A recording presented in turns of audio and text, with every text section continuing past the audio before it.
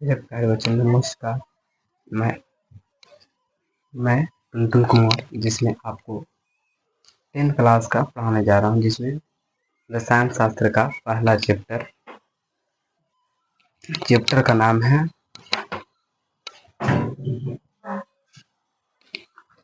नाम है रासायनिक समीकरण एवं रासायनिक अभिक्रिया एवं समीकरण। रसायन शास्त्र का पहला चैप्टर है। अगर इस क्लास देखने के बाद आपको कहीं भी दिक्कत नहीं होने वाला इस चैप्टर में। इस चैप्टर में मैं आपसे यही अनुरोध करता हूँ कि इस चैप्टर में लास्ट तक पढ़ें, लास्ट तक देखिए। जिसमें अगर समझ में आता तो कमेंट में यस लिखिए। चैप्टर का नाम है रासायनिक समीकरण एवं अभिक्रिया। इसमें से जो टॉपिक पढ़ेंगे उससे ज़्यादा बाहर सवाल नहीं आने वाले हैं। आप लोग को लिख के दे रहे हैं 100%, इससे बाहर सवाल नहीं आएगा। पहला सवाल है रासायनिक अभिक्रिया किसे कहते हैं। रासायनिक अभिक्रिया किसे कहते हैं, तो सीधा जवाब मिलता है जिसमें नए गुण वाले पदार्थ का निर्माण होता है उसे रासायनिक अभिक्रिया कहते हैं। क्या जिसमें नए गुण वाले पदार्थ का निर्माण होता है उसे रासायनिक अभिक्रिया कहते हैं। जैसे भोजन का पाचन, श्वसन, लोहा पर जंग लगना। रासायनिक अभिक्रिया 5 प्रकार के होता है। रासायनिक अभिक्रिया कितने प्रकार का होता है, तो 5 प्रकार का होता है। जिसमें पहला है संयोजन रासायनिक अभिक्रिया, वियोजन रासायनिक अभिक्रिया या अपघटन रासायनिक अभिक्रिया कहते हैं। विस्थापन रासायनिक अभिक्रिया, द्विविस्थापन रासायनिक अभिक्रिया और अपचयन एवं उपचयन रासायनिक अभिक्रिया।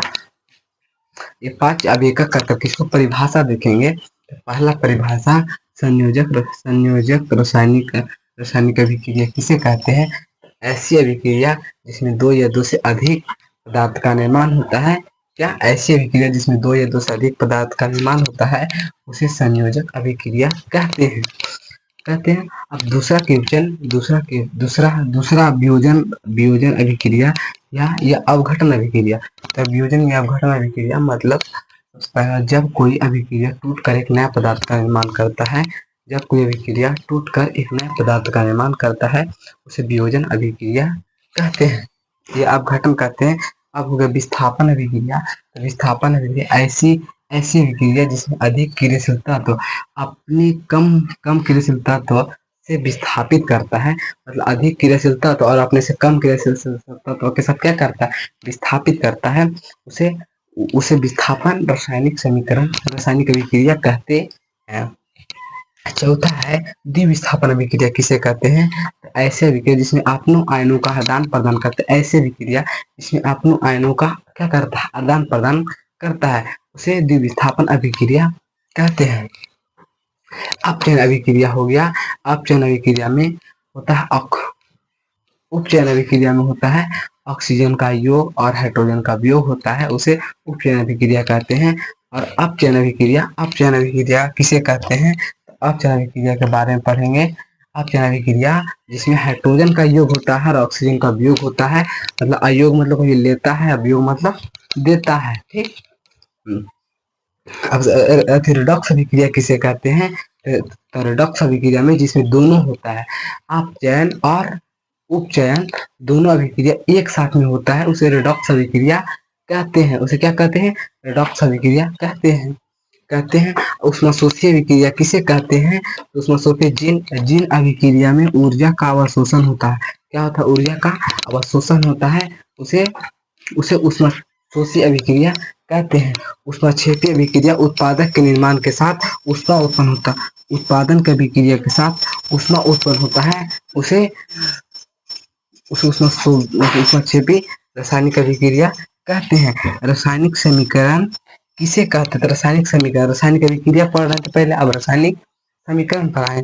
रासायनिक समीकरण में 2 या 2 से अधिक अभिकारक मिलकर जब 2 या 2 से अधिक उत्पादक का निर्माण करता है उसे रासायनिक समीकरण कहते हैं। क्वेश्चन नंबर संतुलित समीकरण किसे कहते हैं। संतुलित समीकरण, तो संतुलित समीकरण में प्रत्येक तत्व के परमाणु की संख्या बराबर होती है। प्रत्येक तत्व के परमाणु की संख्या, प्रत्येक तत्व और परमाणु की संख्या क्या होती है, बराबर होती है, तो संतुलित समीकरण कहते हैं।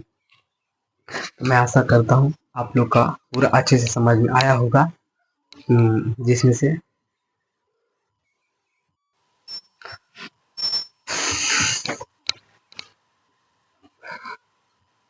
तो